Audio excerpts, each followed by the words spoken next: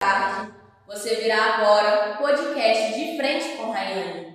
Agradecer nossas convidadas de hoje para o nosso bate-papo, que são as acadêmicas da UFIP, Eliette Sobreira, Carmen Silva, Jacobedes Monteiro e Josiane Assunção. Eu sou Rayane Silva, também acadêmica da UFIP, e o nosso assunto de hoje é modelo burocrático de organização. Agora, a nossa companheira Eliette compartilhará conosco um pouco do seu conhecimento.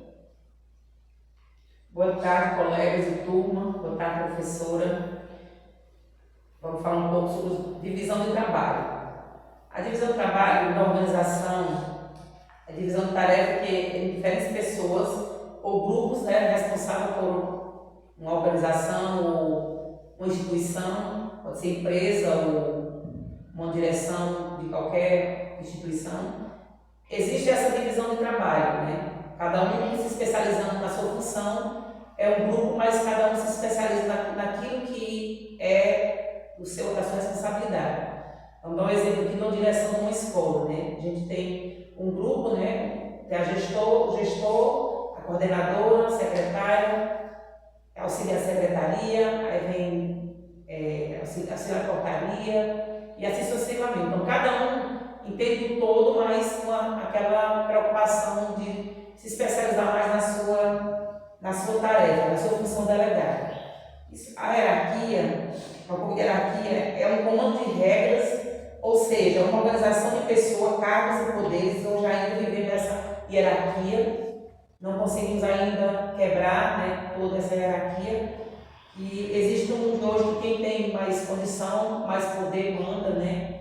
E quem não tem, obedece. A gente pode citar numa organização, a gente mesmo é um exemplo disso, né? Os pobres, né, sempre é um exemplo com relação à questão do poder, né? Quem tem, manda, quem não tem, está sujeito a ser subordinado, vamos dizer assim, né? De quem tem mais poder, né? Na sociedade que vivemos hoje.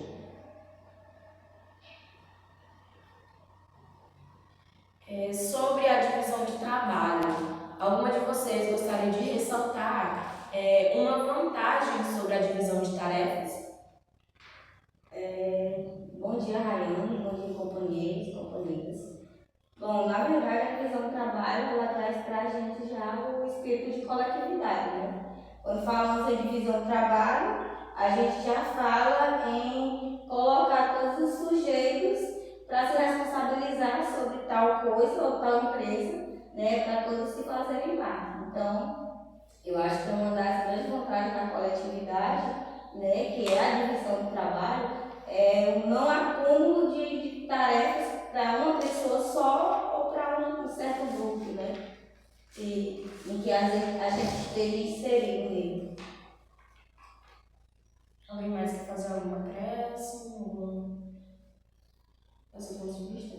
Um outro exemplo, com questão de divisão de tarefas e trabalho, a gente pode citar o Movimento Sem Terra. É um grande exemplo, né? Uma organização que sempre preza por essa questão da divisão de trabalho, divisão de tarefa e não acúmulo, né? Cada um tem uma responsabilidade. Nós temos os degraus, por exemplo, a base, que é os assentados, né? E aí dentro do assentamento tem a coordenação que é responsável por aquela base, e da coordenação tira dois que compõem a direção estadual do MST. Aqui nós vivemos esse exemplo, né? E da direção estadual é tirar dois que representam a nível nacional e também tem a coordenação nacional. Então é um degrau que inicia da base e vai até o topo, que é a nível nacional, que nos representa coletivamente. A nossa organização ela funciona mais ou menos desses pilares. E também é um sistema de hierarquia, né? Que é um comandando o outro. Com certeza. Eu queria falar aqui também, né, para incrementar um pouco sobre esse tópico. Aqui no assentamento a gente tem um grupo de jovens, né, que dentro dele tem a divisão de trabalho, né, tem os coordenadores, tem os secretários, os tesoureiros, conselheiros, e nessa divisão de trabalho faz com que nenhum fique sobrecarregado, faz vá à frente com toda a organização. Né? Alguém mais quer falar alguma coisa? Certo. Regras, regulamentos e impessoalidade. Agora a nossa companheira Carmen está com a palavra. Boa tarde novamente, Rayane, aos colegas que estão nos assistindo. Boa tarde, professora. Regulamentos e regras, né? O Max Weber, ele nos faz nos englobar num modelo burocrático de organização, né? Quando falamos em regulamento, já falamos automaticamente em formalidades, falamos em controle de comportamento, em controle de execução de tarefas, né? Isso nos faz pensar que os regulamentos, em toda instituição, ele deve existir, né? Assim como as regras. Que as regras, ela é o que faz, vamos dizer assim, a regra, ela dá fortalecimento para que o regulamento seja cumprido dentro de qualquer instituição, né? E já trazer também, dentro de regras e regulamento, a impessoalidade, né? Que também está dentro do meu tema. A impessoalidade, ela traz para nós uma visão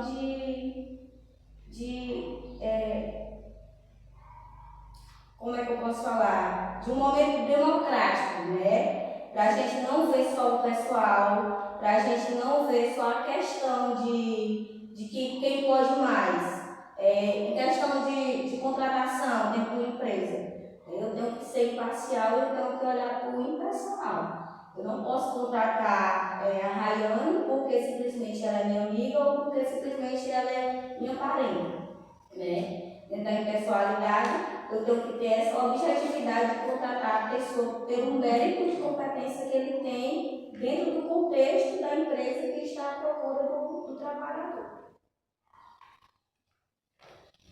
Temos alguns pontos de interrogações, né, sobre esse assunto, e essa vai para a Jacobetes.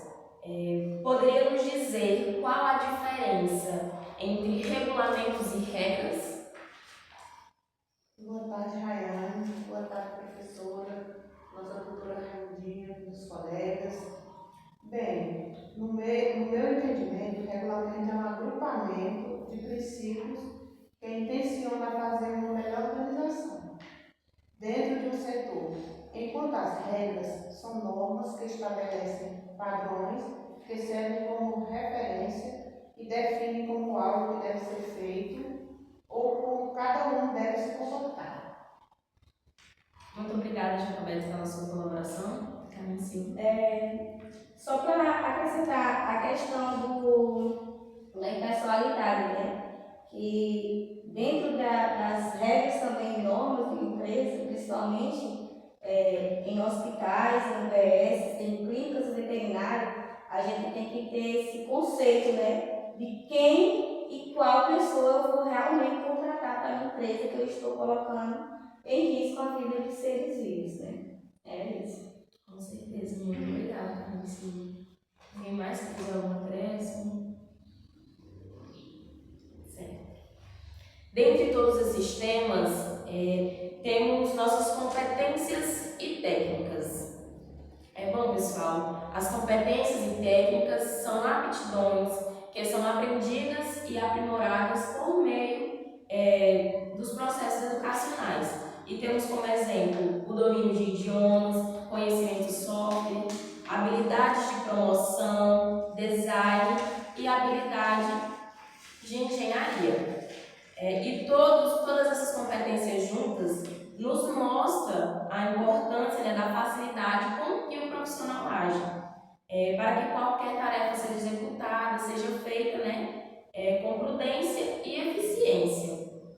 Convido agora alguma de vocês para fazer um acréscimo. Josiane, você poderia trazer para nós qual o objetivo de estudar competências e técnicas? Boa tarde, Rayane. Na verdade, já podemos ver de cara que sem técnicas e competência seria impossível o sucesso de qualquer instituição, sendo que essas são as bases cruciais para o bom desempenho da produtividade. Muito bem, Josiane. Fale um pouco sobre imparcialidade e estabilidade. Vamos lá, né? Na pesquisa que fiz, evidencia uma relação bem complexa junto com a eficiência e a capacidade de realização de tarefas, com recursos mínimos e menor tempo, aplicando os melhores processos e métodos possíveis, enquanto a centralização visa em fortalecer poder. Está um pouco corrido, mas falaremos ainda sobre imparcialidades e estabilidades. A companheira Jacobetes, fica à vontade para compartilhar conosco. Boa tarde a todos, boa tarde, professora, boa tarde aos colegas.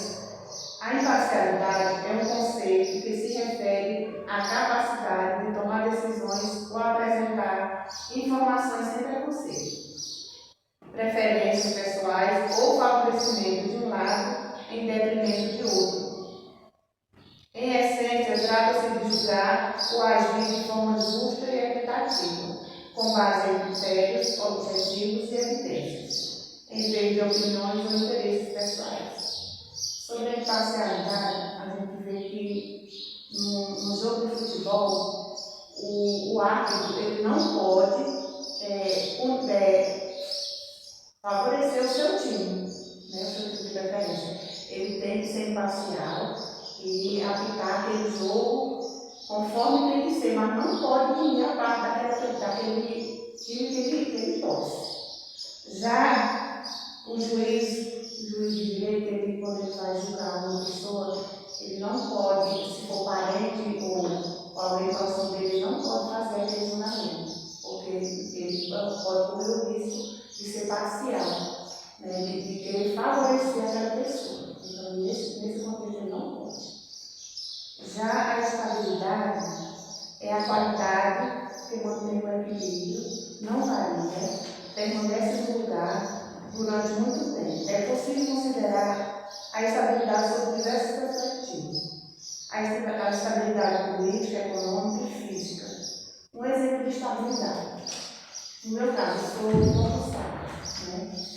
Sou funcionária pública concursada. Então, no meu caso, a partir de 2 anos, ou no caso de qualquer um outro, a partir de 2 anos de concurso, que a pessoa está trabalhando, ele já tem estabilidade, né?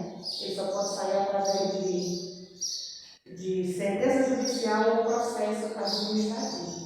Se ele fizer alguma coisa que não convém ao seu cargo, aí ele pode ser tirado do cargo.